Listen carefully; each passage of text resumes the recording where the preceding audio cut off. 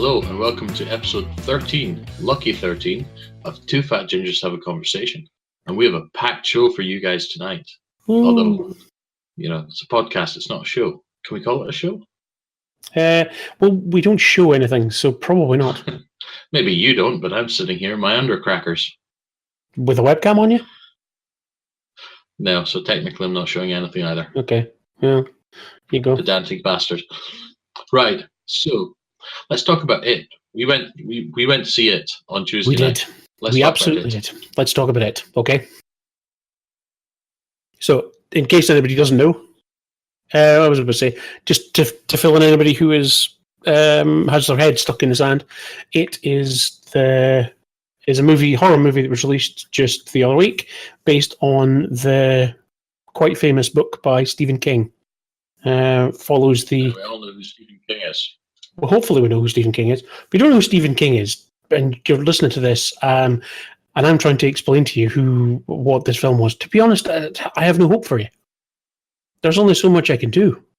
You've got to meet me halfway here. Find out who Stephen King is, read the book, go see the movie. If you don't know who Stephen King is, he was in Sons of Anarchy.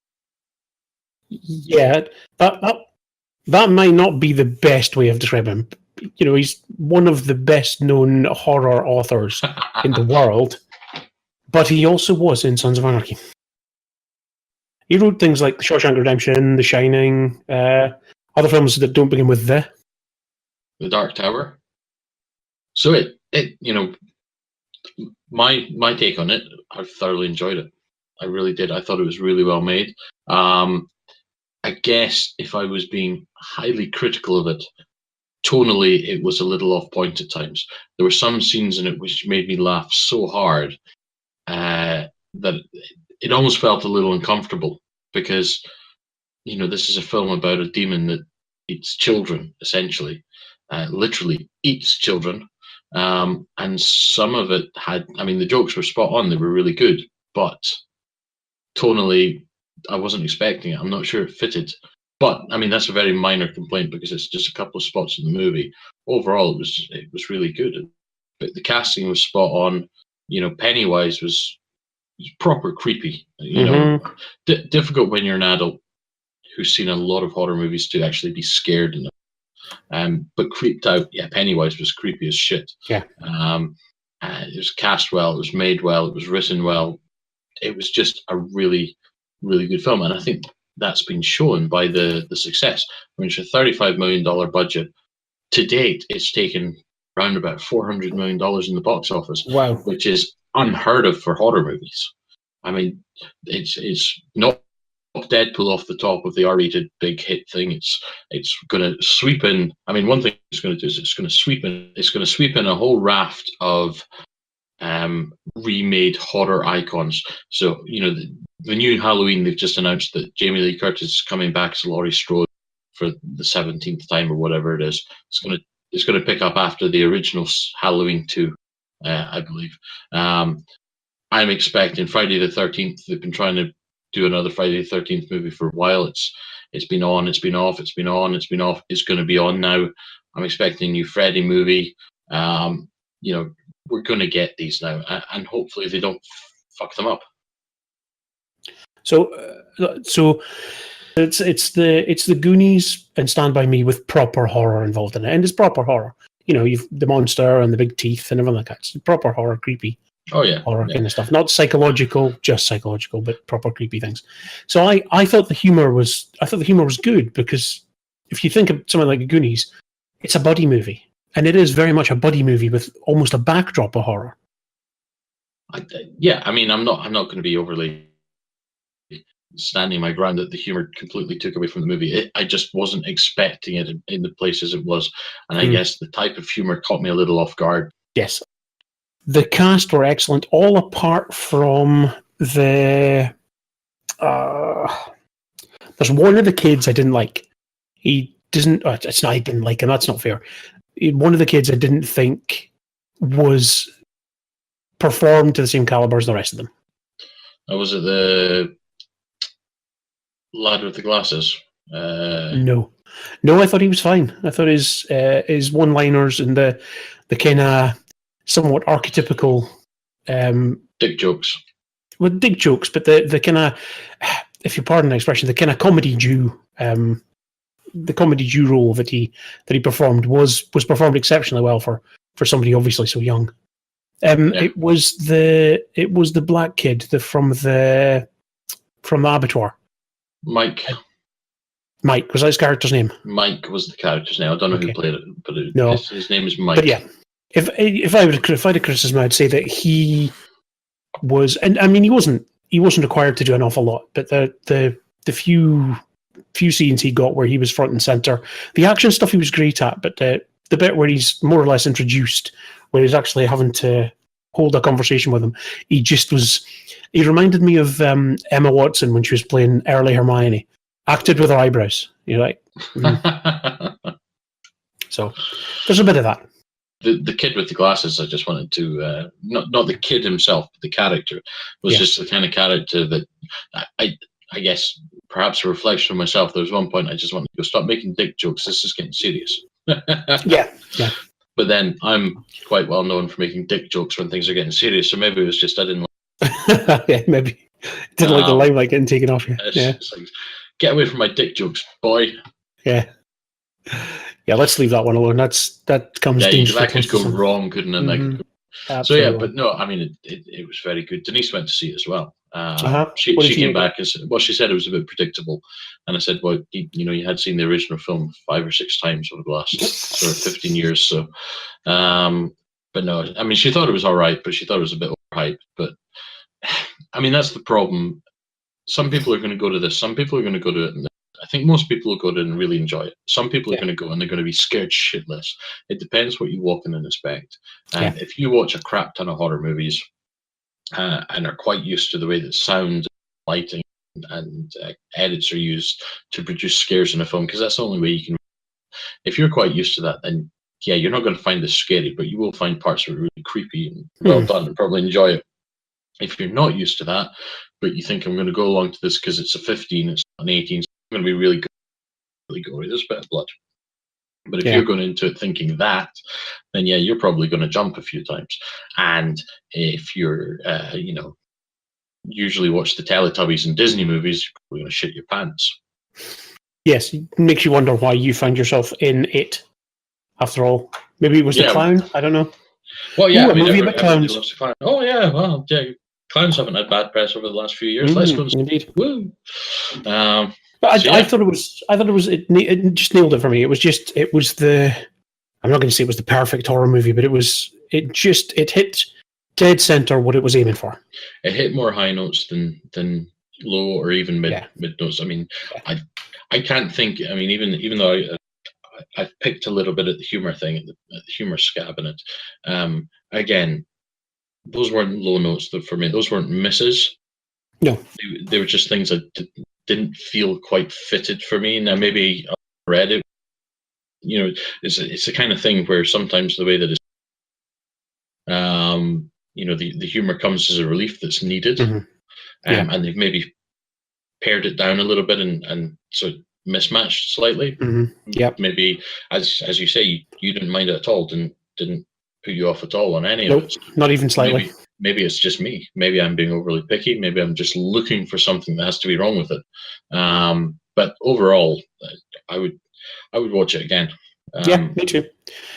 I mean, I've no urge to go and see it immediately, but I'll quite happily. I look forward to its release onto the streaming services and onto Blu-ray and such.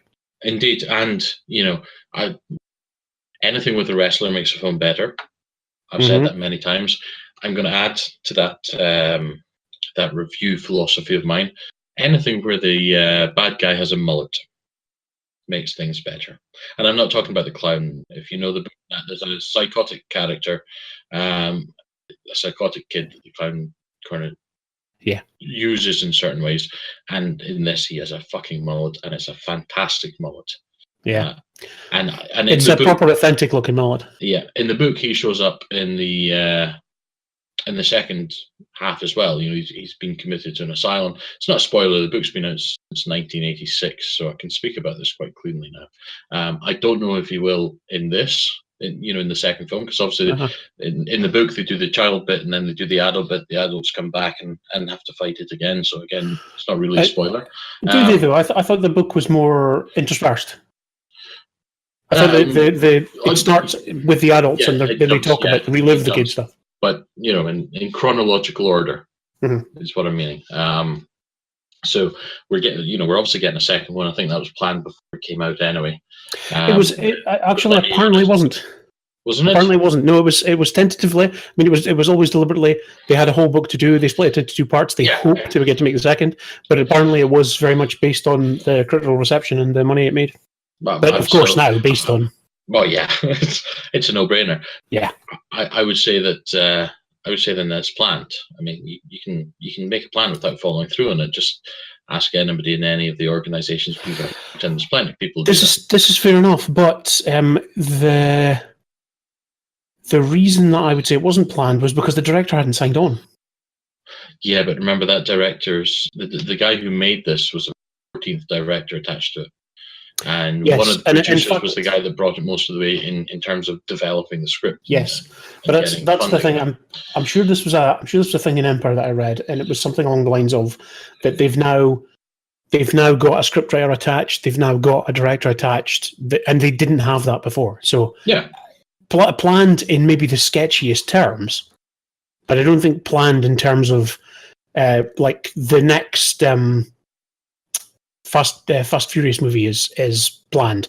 People are already attached to it. People already signed on. Actually, you got to back yourself up on that one here. Yeah, that's maybe true. That's maybe a bad example. Have you not been on this globe of connected information recently? I have, but I don't look at the same things you look at because, frankly, some of those are really, really immoral.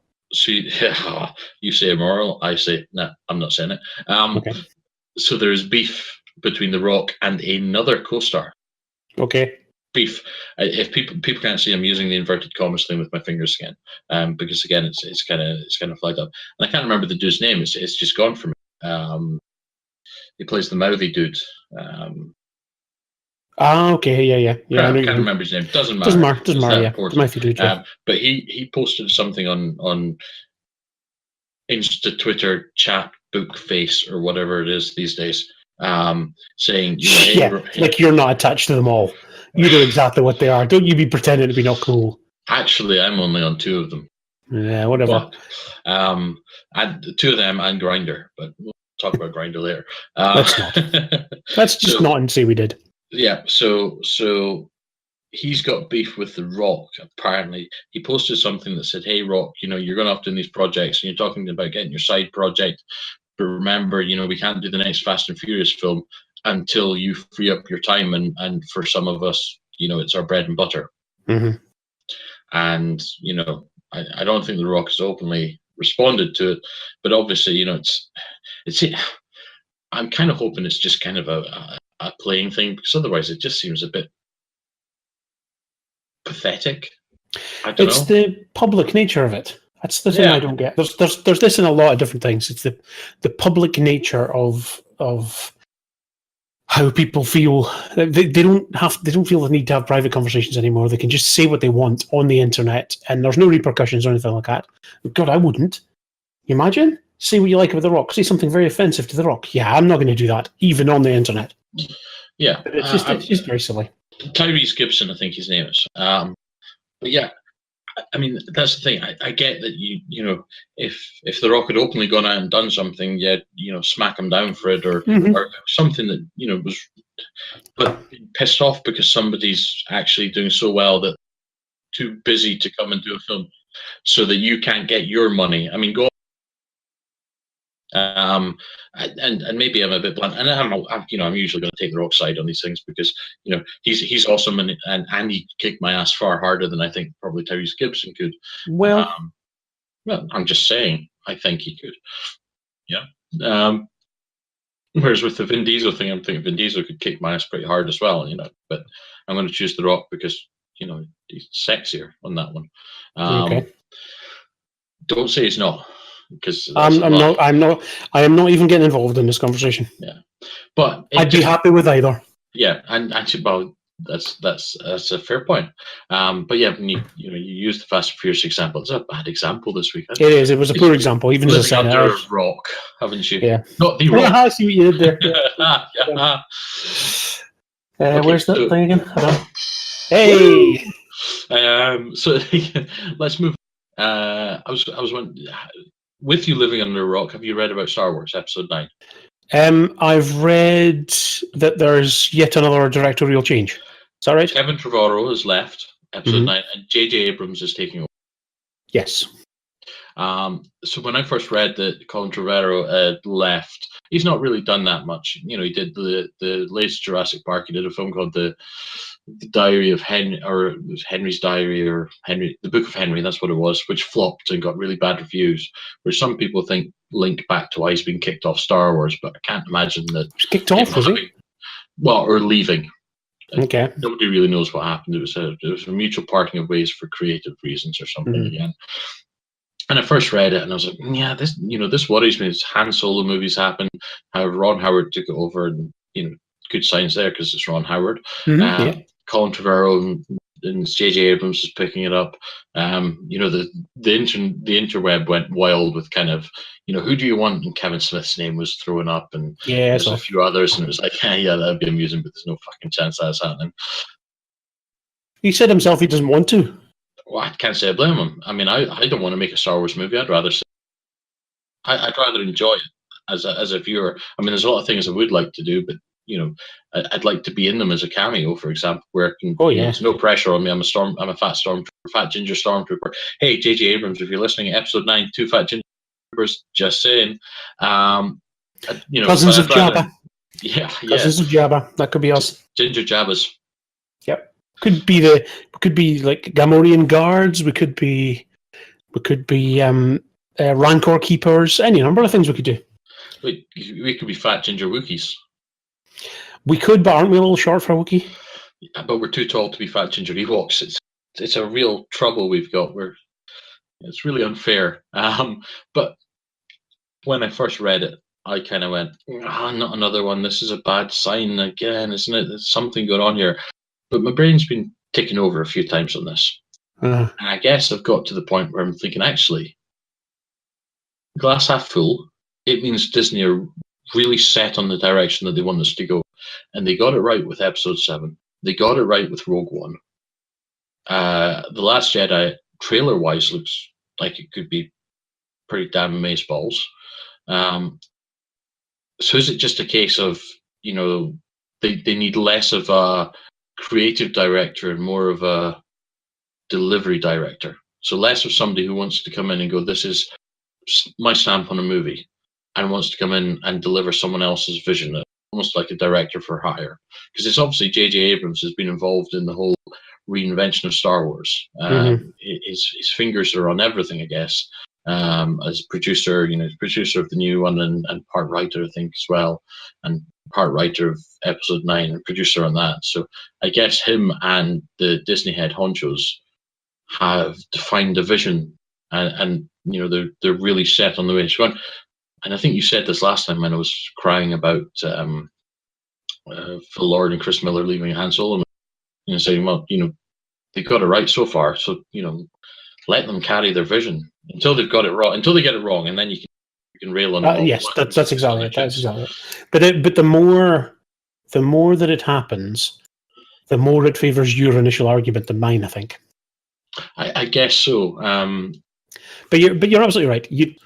There is a look and a feel that you want for a Star Wars movie now, because the ethos has been established. You can't suddenly make an art house Star Wars movie. It would be the weirdest thing. Not for the core series. No, for the spin-offs, I think you've got a little bit to play there. But for the core series, you're right. Yeah.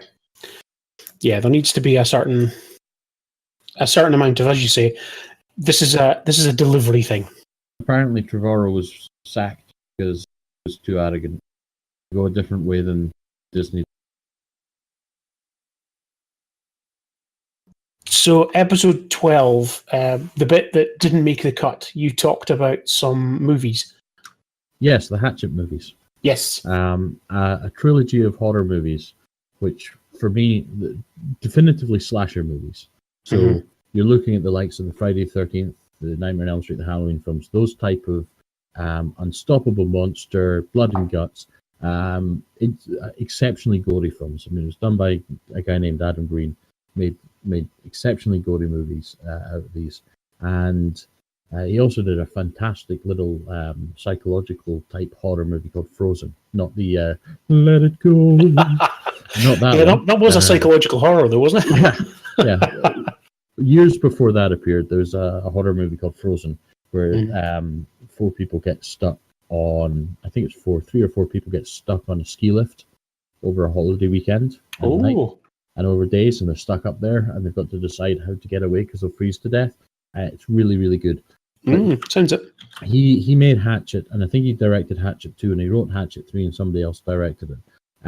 But they go back to the kind of art of the slasher film, and they're exceptionally gory, they're exceptionally violent, and they contain a who's who if you're a horror fan. So you've got Tony Todd in there, Candyman. Robert Englund appears, Freddy Krueger. You've got Kane Hodder plays Victor Crowley, who's the bad guy. Now he's the guy that's best known for playing Jason. Not in every movie, not in every Friday the 13th, but he's played Jason more than anybody else has. You got a few others kind of pop up. Zach Galligan, who's the guy from Gremlins, he pops up in the third one. Danielle Harris, who was in one of the Halloween films, I think it was 5, and various horror films since. She pops up in 2 and 3. Mercedes McNabb from Buffy the Vampire Slayer. She pops up and pops out. But they're really, really good. And what's happened is just a few weeks ago, they announced that there's a 4th Hatchet movie called Crowley, Victor Crowley, which has just appeared from nowhere. So it was filmed, edited, and all that kind of stuff. And it's just popped out, and all of a sudden they've gone, it's here, and by the way, it's out, which they did with the last Blair Witch movie as well. And it's just nice. So I would say to anybody who likes kind of slasher horror movies, gory kind of slasher horror movies, the Hatchet films are must-watches. They're really, really fun. But it's also just nice that we can get, in the world of information overload that we have today, that you can get a nice little surprise like that and something to look forward to, rather than the kind of, it's coming, it's been delayed a few months, it's coming, especially if you like low-budget action and horror movies. They get delayed constantly. And then they disappear from the schedules, and then you forget that you ever wanted to watch them. It's just nice that they can do that kind of, hey, we've done this, and here it is, go and watch it type thing. And I haven't seen it yet because it's not out in the UK, but it's touring some cinemas in the US before a general kind of DVD, video on demand release type thing. Yeah. Likely show up on Amazon or Netflix. Yeah, probably. Yeah, I mean, the Hatch film's great little slasher horror movies. There you go. Very gory, though.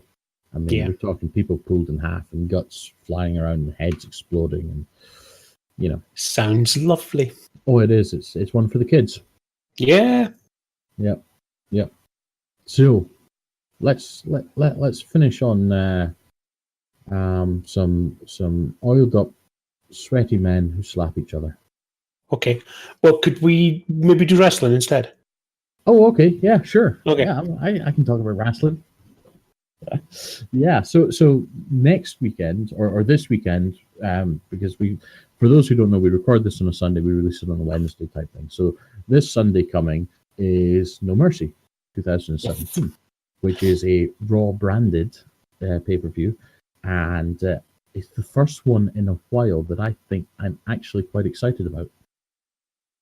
Oh, excuse me, sorry. And you're so excited. I was so excited. I was like, yeah, I'm really excited too. Yeah. I couldn't give less shits than I give right now. That's the message from Ginger Chris. I'm excited generally about what's going on in some plot lines, some stories in Raw and SmackDown jointly. I'm more excited about that than I am about either one brand at the moment. There's a lot in this card that I'm not interested in, but there are a couple of things on here that I'm very interested in. See, for me, there's only one match Oh, God, It wasn't just me. You see? It's infectious. It's like your chlamydia. There's only one match that I'm not overly excited about, and the rest I'm really interested. I'm interested to see what they do with it. So you've got Neville versus Enzo Amore at the moment. So these are the announced matches. I'm sure there's going to be more pinging up on Monday. On the you think? show. You got Neville versus Enzo Amore, which, I mean, my only guess is Neville's going to drop the belt there. You think so? Yeah, I think I think they got to try and get the numbers up for 205. I'm guessing, and Amore's a speaker and an entertainer. He's not a great wrestler, but he's competent enough. I think Neville will drop it. I'd rather there was a feud, to be honest. So would I, but they don't seem to do feuds on the cruiserweight very well. I mean, no. I know they brought Neville in to kind of give it some legitimacy, shall we say. Yeah. A known face, because he'd done really well the last couple of years. But again, they're struggling, and I think that's why they've thrown Amore in there as well. They're struggling for characters, they're struggling for interest. And I think giving him the belt, he comes out and he gets to speak a bit, and he can engage an audience, I guess. And so they may not. I'm not overly invested in it, other than I think Neville puts on great matches. Neville puts on great matches is absolutely true, and I think he can do more with the belt than Enzo could. My thing here is that the rumors from backstage are that Enzo Amore is persona non grata almost everywhere. He is not liked behind the scenes, and what we saw last Monday with the Miz, the Miz actually being able to shoot on that was quite interesting. I don't know, that felt like a dressing down, and I just can't quite see it yet. I don't think you're wrong, but I think that the requirement to get numbers... But except you do. No, I don't think you're wrong with the heat thing and everything. I just think they're going to park it for a while. They've moved him in there for a reason, and I don't think they've moved him in there and put him right up against the champion because they could have just jobbed him out to everybody. If they really wanted to punish him, they could have jobbed him out they could have jobbed him out to the Miztourage if they wanted to. Yeah, and that would have been a proper break, slapping down of them. It would have, it absolutely would have. And there still could be plenty of slapping down. But it's that, what are you going to do with Neville? I don't know. I mean, he doesn't have to be in the cruiserweight. I mean, he can step up into the main roster again. No problems, no issues. The fans will love it. They'll accept it. They love him. They love to hate him, but he's so entertaining to watch. But it could go either way. I mean, my money would be on Enzo, just because I think he can connect with an audience, whether he's got backstage heat or not. He can connect with an audience, and they need that at the cruiserweight level. Otherwise, it is just gonna. I think they've both got audience pool at the moment, because Neville's a fantastic heel and he has wonderful heat. Yes, he does. And I think either of the two. Enzo's a competent face with terrible heat. Yeah, but I think backdoor heat. I think almost just as much to have somebody on the other side of this. I would go with Neville retaining. Okay, so but with you, I'm kind of, as long as they do it right, it doesn't matter how this is done. Yep. Yeah. So the next on the card, we've got Finn Balor versus Bray Wyatt. Yep. Do not care about this at all. No, neither do I. And the reason being is they've destroyed the Bray Wyatt character. Over the years, they've just, I'm the most dominant thing ever. You've pinned me. I'm the most dominant thing ever. Oh, I've lost again. I'm the most dominant. He could have been, and they still can. They can turn it around with any of them if they want to. There's never a character that's gone. And you read the dirt sheets, as they call them, and all that kind of stuff. They say, "Oh, I'll never," and you do, and this and that, and this and that. They say, no, that's not the case. Yeah. We remember everything. Us wrestling fans remember everything, but forgive almost everything as well. Yeah, that's there's very little we don't forgive. And if he starts chomping through people, including folk, and they do it the right way, then we'll forgive him and we'll buy into him as a monster again. But at the moment, he's flaccid and uninteresting, and it's almost like a feud that they've given Finn Balor, not as a holdover, but as a last time we gave you the belt, and you got injured on the day you got the belt. Yeah. That almost feels like a punishment. And that's an odd thing to punish somebody for. It is, and I'm sure that might not be what they're thinking. You might just be thinking, give him a run on the main roster, give him some wins, so and make sure he doesn't get injured again, because we can't. Yes. And we've got other things we're doing at the moment. But it does feel like a bit of a flaccid feud. I'm with you. It's the one I'm not interested in that. I'm sure Baylor will put on a great job. I'm sure Bray Wyatt will put on a great job, but it's just a disinteresting story. So let's lead off with that into the ladies. Well, who do you think is going to win then? Finn Balor. I think I agree with you. Bray Wyatt won was a raffle in school when he was 6 years old. I don't know. Well, yeah, or the WWE title on SmackDown. Yeah, that's true. But no, I agree with you here. I think if Balor doesn't win this, he's been buried for no discernible reason. Yeah, and he won the first match. Yeah, and if Bray Wyatt wins this, the only reason I can think that you would do that is if you're then going to give Bray Wyatt a push, and I can't believe they're going to do that. No, I can't believe they are either. Yeah. So we'll move on to the women. Yep. Bliss versus Banks versus Jax versus Emma. Not sure what Emma's doing in there, other than storyline hissy fit type things. Completely disinterested in her. Don't think she does a great job. Bad heel. Was quite funny when she used to be with Santino Marella, but she's just so plain. She's just, there's just nothing of her as a character. Yeah. But Nia Jax is interesting because she's a anti-diva. I mean, she's a proper anti-diva. Yes. If that makes sense. Yeah.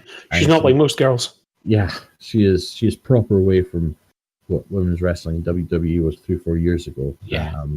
She's strong. And she can move as well. Move. She's got it.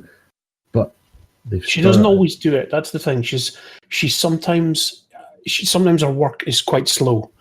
But when I've only seen it maybe a couple of times, when she chooses to move, holy shit! Yeah, just amazed that the speed of a woman our size just shifting about. Like it's very impressive. But again, they struggle with the character. Yes. Sasha Banks, we all know, can only hold a belt for 24 hours or 48 hours or whatever it is. No reason why that is. I got to go with Alexa Bliss on this purely because they revealed that they're calling up Asuka to the Raw brand. So she's going to come in as a face because she's got to come in as a face.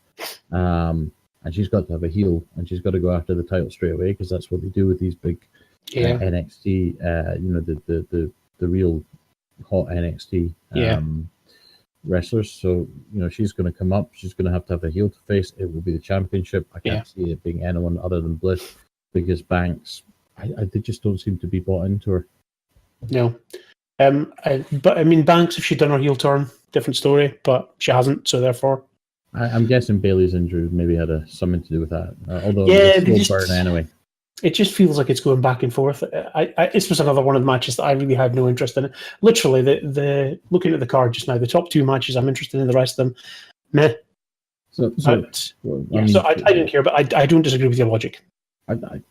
I'm surprised you're not interested in Ambrose and Rollins versus Cesaro and Sheamus. That's going to be a great match. I would imagine it'll be a great match. Well, would I imagine it'd be a great match? I don't know. I have not bought back into this partial Shield reunion. Neither have I, and I think they're deliberately leaving it a little bit ambiguous. But the match itself is going to be fantastic. It's going to be hard hitting. It's going to be fast. You're going to see some great stuff. All four guys can go. But we saw it at SummerSlam. And I can watch it again. I mean, we watched it at SummerSlam, and the SummerSlam match wasn't great. I think this will be a great match. I do. I would like it to be a great match. SummerSlam wasn't a great match, but it was a good match. See, this is the thing. Great match. Every single one of the matches on here, with the possible exception of Neville versus Enzo Amore, because I don't know if Enzo Amore can wrestle. I have no earthly idea. He can fairly take a hiding. Yeah. But he can certainly sell. But every other match on here has the potential to be great. but I think what Dean Ambrose, Seth Rollins, Cesaro, and Sheamus have that the other matches lower down the card don't is they have well rounded out characters for each of them now. Yeah. That the fans are bought into all four of them. The fans love all four of them at the moment in different ways. Yeah. The guys can work, especially Seth Rollins and Cesaro. The guys can work. And again, I just like that the beef between the two teams just seems to be, I'm the best. No, we're the best. No, we're the best. Well, fuck it, let's fight and see who's the best. There seems, that kind of. I can't help comparing this. I can't help comparing this to New Day versus Usos. So we've seen New Day versus Usos in SmackDown a whole bunch of times, but every time they fight, it's a fantastic match. Yeah, it's an absolute cracker. It's match of the night or up there every time they do this. Great matches. They really do raise one another's game magnificently. They're fantastically paired. I am not getting that with Ambrose, Rollins, and Cesaro and Sheamus. They are both. Cesaro and Sheamus are an excellent tag team. I think they have really come together and they are better than some of the parts. I don't believe that of Rollins and Ambrose. And I think you're not supposed to believe that of Rollins and Ambrose, and that's the difference. But I think that's the difference between the two. On SmackDown, the New Day versus the Usos is two embedded, secure tag teams going at it, whereas this one has one is an embedded, secure tag team, and the other one is on a little bit of a knife edge. We don't really know what's going on. I don't get that. I think that I know where you're coming from. I get, the whole betrayal angle and stuff like that, but I think the speed that WWE moves on from an idea suggests to me that they're past that now. The two of them coming on having the banter with the announced team and stuff like that. It just feels like, right, okay, we've moved past that now. We've done the shaking of the hands. We've done the winning of the belts. Now they're a bonded tag team. We're not going back to the previous stuff. Yeah, could very well be. Could be. And it'd be interesting to see how Roman Reigns plays into that as well, because as you say, it's two parts of three. So that there may be a place to go with that. But I'm still interested. I still think it'd be a great match. And I'm interested to see where it goes. Well, Cesaro and Sheamus, great tag team. Seth Rollins, fantastic wrestler. Dean Ambrose, I have never bought into. See, I love him. It harks back to the scrappy. Reminds me of Stone Cold a bit, the way that Stone Cold was. I feel you should apologise to Stone Cold for that. No, I don't think Dean Ambrose is Stone Cold light. I say Stone Cold light. He just doesn't have the attitude. He's like playing Crazy Man 101. It's just, I just don't buy it. He's almost like a cross between Mick Foley and Stone Cold. But Mick Foley had charm. Stone Cold, both of them, charm and charisma. Okay, maybe not charm with Stone Cold, but certainly charisma, the ability to hold it. Dean Ambrose just comes across like he is bored and playing a character. Phoning in his character. I think he maybe is now, but you go back a year ago, he wasn't. You go back a year ago, he was, when him and Seth Rollins were going at it. I didn't believe his character even then. No. I've never. The one thing is that I didn't see the Rise of the Shield. I didn't see what he was like then, and I didn't see them in NXT. He could have been fantastic then. And he was, but he was a different character in the Shield. I mean, he was still the kind of crazy one, but he was almost like the. It was difficult to say the de facto lead, but he was almost like the point man of it. He was the one that would take them to war, if that makes sense. I thought that was Seth Rollins. No, he was kind of when they first. He was the architect. He was the architect. He was so he was less. He wasn't standing in front, and if you watch them when they came into the ring, you would have Reigns and Rollins just kind of almost like flanking Ambrose. And I think the reason why they went with the Rollins turn because nobody saw it. I would thought it'd be Ambrose because he was the angry front. He was the angry nut job guy, yeah. But I just, as I say, I just think if this were a movie, then I would say I wasn't buying into his performance. That's what it would come to. I hope he spanks you one day.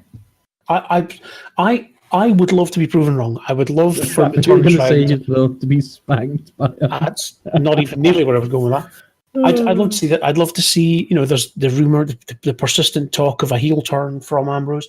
That would be interesting to see if it develops his character in him. Because for me, it just needs something. Yeah, and that there is my only problem with this match is that I'm not sold on Ambrose Rollins, and I'm not seeing enough. I'm probably not, because of that, I'm not paying attention to enough of the technical expertise in the ring, and that's maybe unfair of me. Yeah, I mean, he was the most polished when they came up to the main roster.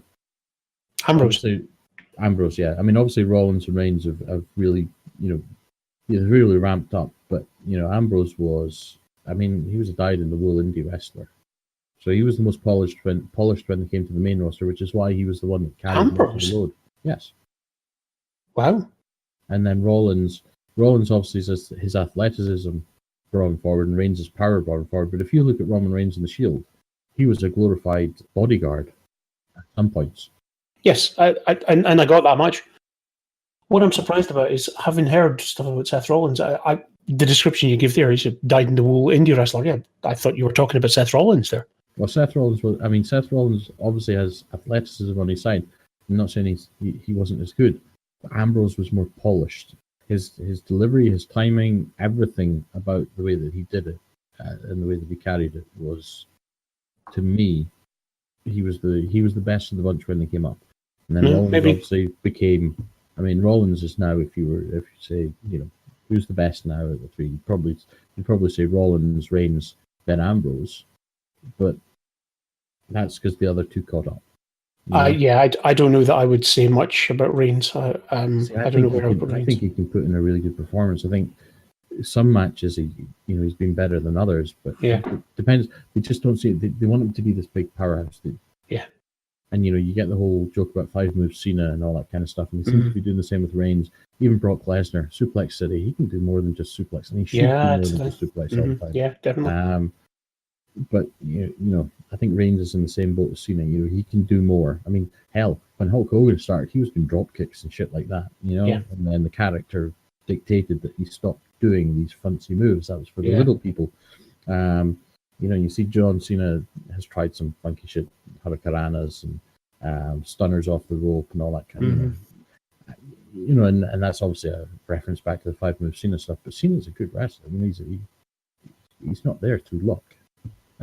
Which brings us on to, I suppose, Cena versus Reigns, which has got a lot of interest because the two have just knocked shit out of each other verbally. They've been good this last week, haven't they? They've been good. I'm really interested in seeing who's going to win this. Because there's a part of me doesn't want Reigns to win it, because me, like a lot of other people, I want him to be a heel. At the moment, I want him to turn full heel, and go, full bad guy. But you gotta think he's going to take from Cena, because Cena's going to wait to film some more movies. Yeah, it's been the whole Cena holds you down thing. Roman Reigns, you're not ready. The problem they've got, I think, is if Reigns goes over, everyone's going to say, "Sorry, guys, too obvious. You knew that if you fed him Cena, that you thought we were stupid enough to like that." Yeah. I think, I still think the heel turn would have been the best thing, and maybe they do it here. I don't know, but I still think the heel turn would have been the best way to get people off Roman Reigns back, and actually let him do what he does. And he's good, and he's entertaining, and he's shown, he can't hang verbally with Cena. Doesn't have to. Just like Lesnar can't hang verbally with anyone else. Let your opponent carry the load there. Yeah. You be a physical presence, and you do other things. And I think Reigns will win it. I do, and I think the fans will boo when he wins it, and I think it won't have the effect that I think WWE are hoping. Yeah.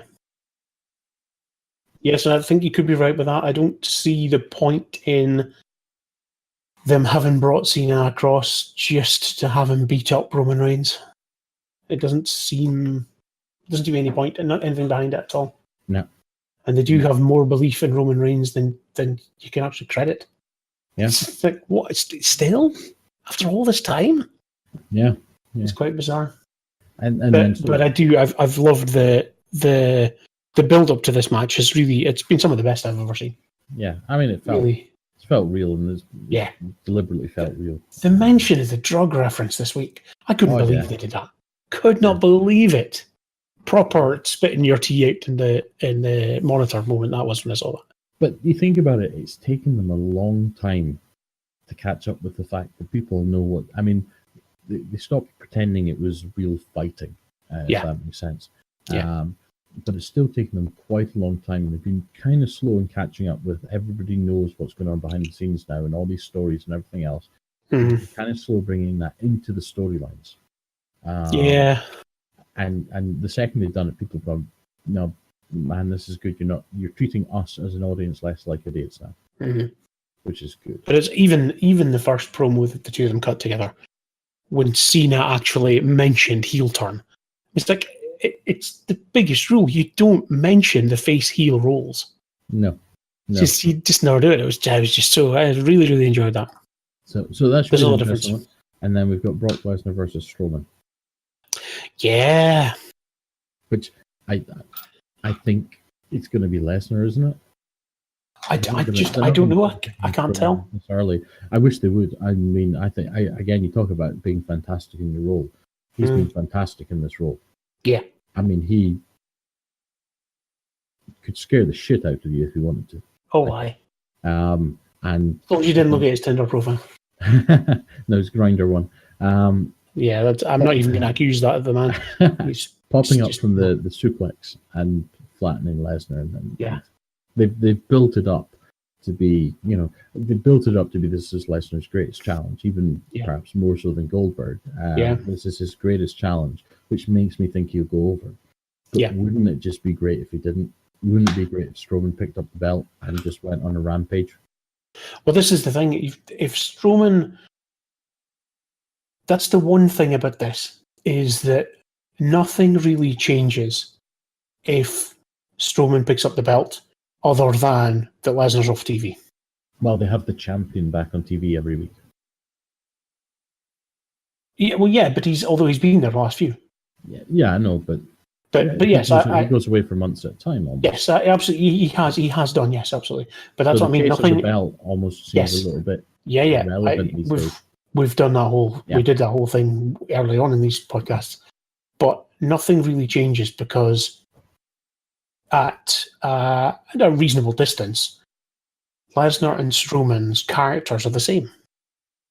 They're both massive, unstoppable machines, and in terms of how the storylines and everything will work, the person that has to face Lesnar and the person that has to face Strowman, they both have a similar mountain to climb. You know what I mean? They do, but we get to see it more often. Yes, but regardless, the only thing is that that's important for me. Yes, it is. But the only thing is that if Strowman's on screen with the title every week, how do they justify the fact that he doesn't defend it every week? Or are they going to make him defend it?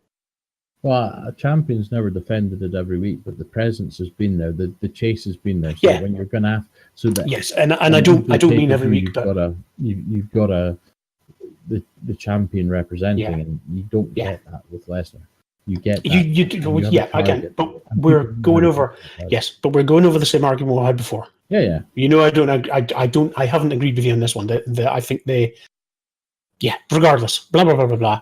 I think them having the title off TV for that period of time before SummerSlam was a good thing. I think it helped with the mythos of Lesnar not being there every week. And it helps with the mythos of Lesnar. Yes. I don't care about that belt anymore, though. I don't care about somebody beating Lesnar for the belt. It's just beating Lesnar. He is now bigger than the belt. That's the problem. Do you not think that's going to happen with everybody, though? No, I don't think it is. The champion's always been recognized as the champion. The champion's always seemed in some way or other vulnerable. Yeah, but who had it before him? It was, of course, it was Goldberg. Yeah. And then before Goldberg, it was Reigns, wasn't it? Was it Lesnar? Yeah. No, hold on. Who did Goldberg win off? I thought it was Reigns. Yes, Goldberg. No, he won it off. Was it Reigns? No, it wasn't Reigns. It couldn't have been Reigns, was it? I can't remember now. It was Rollins, wasn't it? No, it wasn't Rollins. Was it Rollins? I don't think it was Rollins. I can't remember now. But anyway, I mean, so that's what I'm saying is I don't care about Ambrose? someone. I can't remember. I can't remember. Yeah. I'm gonna go with Doesn't that. matter. Doesn't matter. But I don't care about the belt that much anyway, because it's not there. It's not really being defended. Honestly, I don't know. know. It's Lesnar. No. It's Lesnar's. It's Lesnar's. No, Era. and I don't disagree with that. I don't disagree with that. That's true. So the But chase. again- There's nobody chasing the belt. I mean, that's the thing that they always did so well for so many years, was everybody wanted that belt. Yes. That's what you But were there for, and it yeah. doesn't feel like that anymore. No. But in practical terms, it's the same thing. Well, If no, everybody Lesnar- wants Lesnar. If genuinely Lesnar is bigger than the belt, then everybody will continue to chase Lesnar, whether he has the belt or not. And that won't happen. No, but they. I mean, So- that's what I'm saying. Nobody wants the belt. No one wants to be on top of the mountain. No, but but what I'm saying is there's no practical difference. Lesnar and the belt, you might well be right. The way that it's played on TV is that people want to beat Lesnar. yeah, they And don't want to be WWE. for the belt is the secondary element of that. Yeah. The way it's played on TV, that's fine. I think you've got a point there. But there's no practical difference just now. Well, it does. I mean, it gives you the prestige. It gives you the king of the mountain. Right now, there's no practical difference. Well, you beat Lesnar, you win the belt. Yeah, but you're not beating him for the belt. You're not going after the belt. You're going after It the doesn't man. matter. It doesn't matter whether you're beating him for the belt. There's no practical difference right now. Which is why you get this. You take on Lesnar in a title match and win, you win the belt. There's no practical difference there. Well, there is. There's the whole. There's not. Why are you No, there's going for not. it? There's no practical difference. Practical difference. Why are you going for it? It doesn't matter why you're going for it. If it's a title match against Lesnar and you win the belt. So there's no practical difference. Lesnar and the belt are the same thing in a title match just now. I like people chasing the belt rather than the person. That's fine, and I don't have a problem with people chasing the belt as the person, but at this moment in time, to chase the belt, you have to chase Lesnar. Yes. That's what I'm getting at. There's no practical difference right now. No, but for me, they And if... diminished the belt. Yes. And that's why I'm saying you get the shite the Roman Reigns gives. This is my yard. I'm the big dog. Yes. That's a way of taking away. That's something people can chase. That's not the belt. Because they can't have the belt being chased every week, because they can't have the champion on the pay-per-view. No, but then the belt doesn't get chased every week. You made that point earlier yourself. No, the belt gets chased. The belt's never been chased every week. The belts get chased, but the matches aren't every week. So they're fighting for the right to be the champions there in the mix. He's getting involved. At every single Raw pay-per-view there's been, the title's been defended. Has it? I think so, yes. The problem is that it's not on television every week. You've got a 2-month period where you might not see the belt. So it wasn't a Payback. It wasn't at Extreme Rules. On Payback, there was no number one contenders match. On Extreme Rules, there then was. So out of the Raw pay-per-views, since they split, only one of them has had the belt defended. It's been Out of how many? Out of 3. So a 33% hit rate. So the belt was won in April, defended for the first time in July, and will be defended for the second time in October. Yes. So August, September. 2 months? It was SummerSlam. It was defended in SummerSlam. Defended in SummerSlam as well, of course, yeah. Yeah, which wasn't... But yeah, so it's been defended twice since April. That's still once every couple of months, isn't it? Is that enough? I don't know about enough. I mean, enough's always going to be about a subjective thing. Yeah, for me it's not. For me, it's too the whole belt thing. It's too detached from anything else. Yes, but again, we're covering the same argument that we had months ago now. This is exactly the same point we had, and we didn't reach a conclusion on there. No, but this is why I want Strowman to take it. Yes, and that's the thing. I don't disagree, but the point I'm trying to make there is that there's no difference in the rest of the way the rest of the storylines are set up. Whoever takes on the winner of the No Mercy match is booked essentially in the same way. they still have this massive mountain to climb. Whether it is Lesnar or whether it's Strowman, they've both been portrayed as unstoppable forces with the belt in tow. Yes. So the booking's the same thing. Everything underneath these two, it's been quite clever the way they've brought up Strowman almost round the side of the kind of upper mid card or top of the card stuff. He hasn't had to knock anybody away or anything like that. He's sort of moved through them carefully without upsetting the balance that sits there too much. Well, he's beaten Roman Reigns. He's had his wins, of course. He's had his, but Reigns is still there. You know what I mean? He hasn't taken anybody out fully to do this. He hasn't ended any storylines or cut anything off. So I think that they will they or will they not? I can't tell you. It's 50-50. I don't think they will. I think they'll leave it on Lesnar. You think they'll leave it on Lesnar? I think it's 50-50. I don't know. I think just again for the sake of coming out on the other side of it, I'll say Strowman simply because of the fact that I don't think it makes a difference to the rest of it, but it does mean that Lesnar doesn't have to be on the TV, and if they are listening to any criticism, because the criticism's been there, the very same criticism you've been making about the fact that the belt is not visible enough, then they've found a way to do that quite cleverly without messing up too much else. They've turned Strowman, in a very short time, they've turned Strowman into another Lesnar. Not with a Lesnar baggage, but another beast to sit at the top of the pile with the belt. Monster, yes. Yeah. That's kind of the point I've been trying to make clumsily this last 4 days that we've been talking about this. Yeah. That's the point. That's the point I've been trying to make. I just want to see it being back on TV more often. And the champion interacting more with the rest of the roster. That's what makes it interesting for me. Yes. And it was Kevin Owens that Goldberg took it off. Kevin Owens. Because remember, he won it when Triple H screwed over Roman Reigns. Yes, that's right. After Rollins' injury. Uh-huh. So yeah, it's a good place to leave it, isn't it? Thanks everyone for coming on this journey and for all agreeing with me on the whole belt. Lies! We will see you for episode 14, where we will equal Firefly's record of 14 episodes. It's because we're better than Joss Whedon. Sure, why not? Okay, thanks everyone. Thank you. Bye. Bye.